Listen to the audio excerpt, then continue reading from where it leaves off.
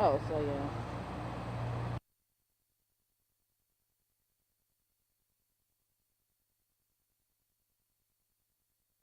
Hear me? Mic, check, check.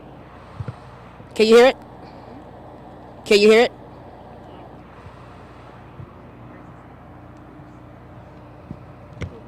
You can't hear. Okay. Yeah, I gotta go back to the camera now.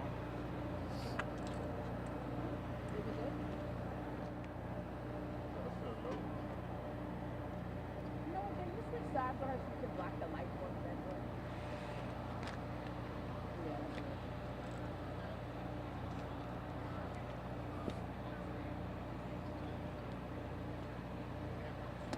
Do we want the mics lowered or?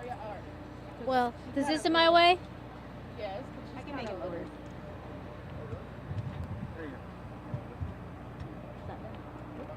You can always bring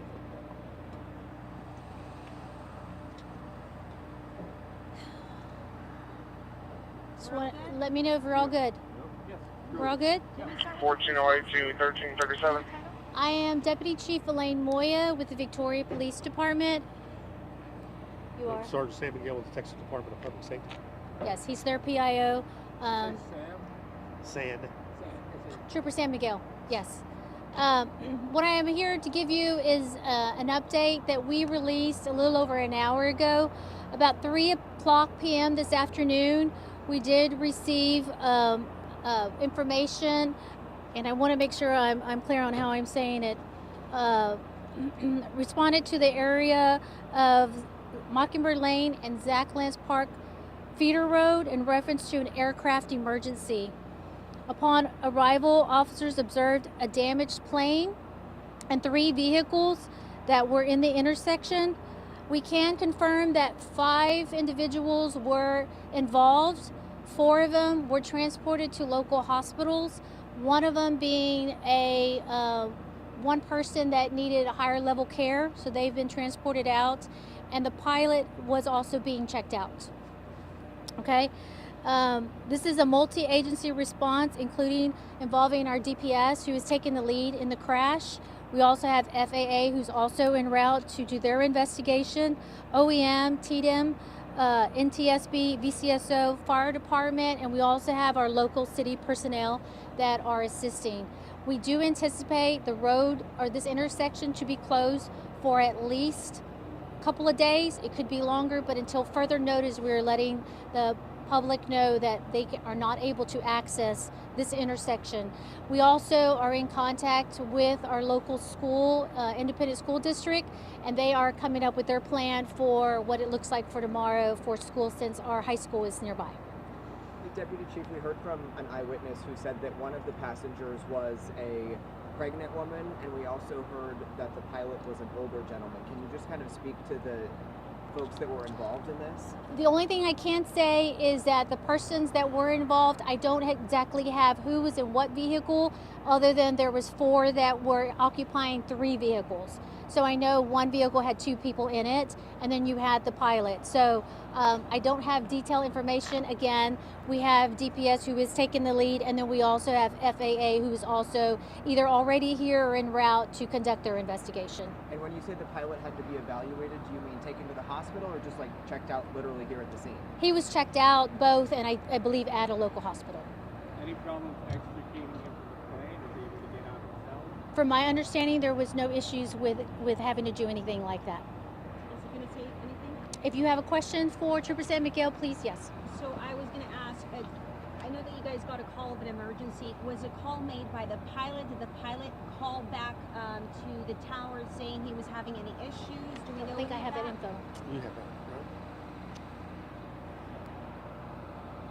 I don't have the actual, other than our dispatch was being made aware that there was an emergency with an aircraft. I don't know how they got plugged into our dispatch, but that's how we were being notified to send fire, EMS, and our police personnel. Was he trying to land here? Was he going? I don't know his intent yet. I don't know the cause. Again, it is under investigation, so that is on DPS and the FAA to conduct theirs. So at this point, we don't know. And based on the preliminary look at this, does it appear that the traffic going through this intersection is what split the plane in half, or was that like?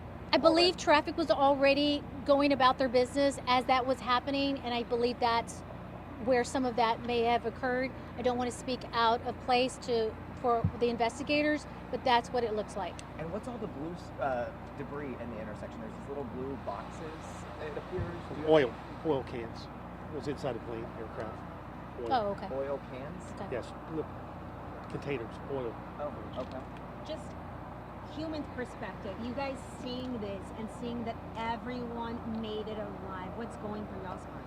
So we're very thankful that it is what we have now, and it's not something that happened or could have been worse. Obviously, anyone that's been injured, we want them to have a full recovery, and hope that we're able to find what caused it and making sure that everyone is recovering and or doing well soon. When do you expect the FAA and NTSB to be here?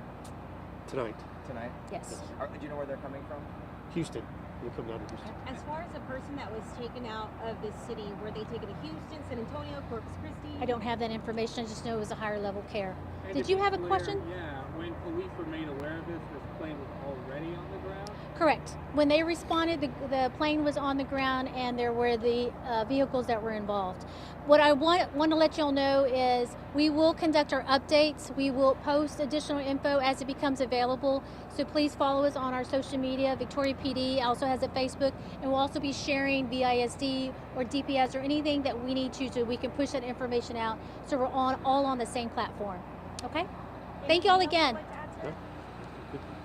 Thank y'all. Appreciate it.